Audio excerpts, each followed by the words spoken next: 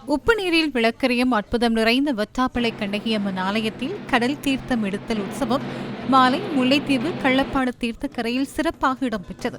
இன்று மாலை முள்ளியவளை காட்டா விநாயகர் ஆலயத்தில் இடம்பெற்ற பூசை வழிபாடுகளைத் தொடர்ந்து தீர்த்தக்குடம் பாரம்பரிய முறைப்படி பறைவாத்தியம் முழங்க அடியவர்கள் புடைசூழ பாரம்பரிய வீதிகள் வழியாக சென்று தீர்த்தக்கரையில் அமைந்திருக்கின்ற முல்லைத்தீவு பெருங்கடலில் தீர்த்தம் எடுக்கப்பட்டது.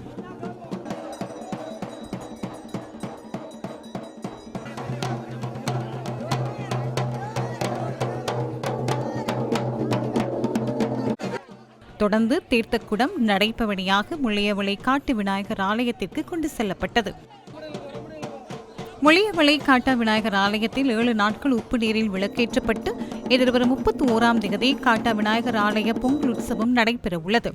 தொடர்ந்து 1ஆம் தேதி வெட்டாப்பளை கண்ணகியம்மன் ஆலயம் நோக்கி இந்த தீர்த்தக்குடம் எடுத்து செல்லப்பட்டு கண்ணகியம்மன் ஆலய பொங்கல் உற்சவம் சிறப்புடன் நடைபெறவுள்ளது.